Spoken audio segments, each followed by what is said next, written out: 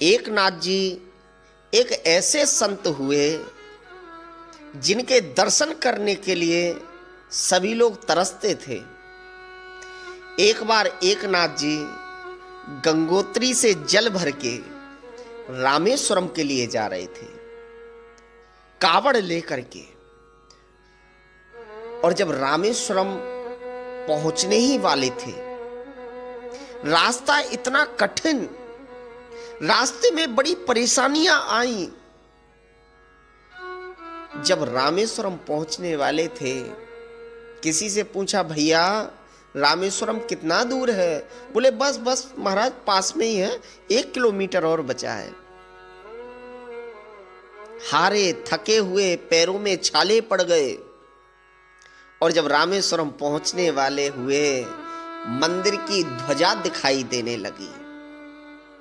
मन में बड़ा उत्साह, मन बड़ा खुश होने लगा कि अब तो हम मंदिर में पहुंच गए, अब तो हम भोले बाबा को कावड़ चढ़ा ही देंगे। इतना खुशी हो गई मन में। लेकिन तभी उनकी निगाह एक गधे पर पड़ी। गधा प्यास से तड़प रहा था, तड़फड़ा रहा था। आहा, एक नाथ जी को रहा नहीं गया।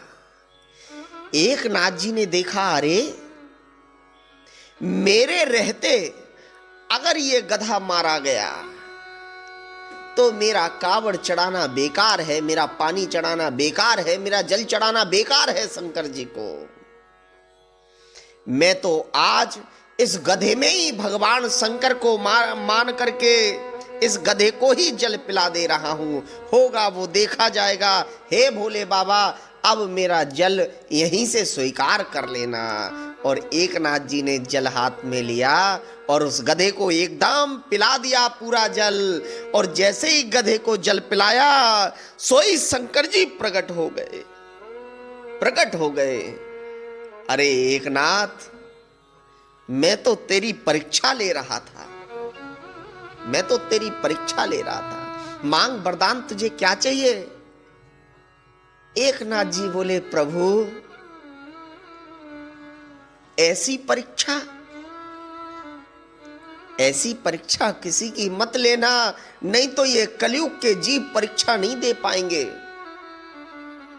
अगर आप मुझे देना ही चाहते हो तो एक ही वरदान दे दो कि संसार के जितने भी जीव हैं, जितने भी जंतु हैं, इन सब में मैं आपका ही दर्शन करता रहूं, मैं भगवान का ही दर्शन करता रहूं। ऐसे संत एक नाथ जी हुए जो गधे में, कुत्ते में, हर किसी में भगवान देखते थे। ये संत एक नाथ जी की कथा हमको शिक्षा देती है उन लोगों के लिए जो बकरा काट के खा जाते हैं, मुर्गा काट करके खा जाते हैं। उनमें भी तो जीव है, उनमें भी तो भगवान है। क्यों जी, एक बात बताओ, यदि आपके बच्चे की उंगली कट जाती है तो आपको इतना कष्ट होता है, तो सोचिए किसी के बच्चे की अगर आप गर्दन काटते होंगे तो उसकी मां को कितना कष्ट होता होगा। सोचने वाली बात है। सोच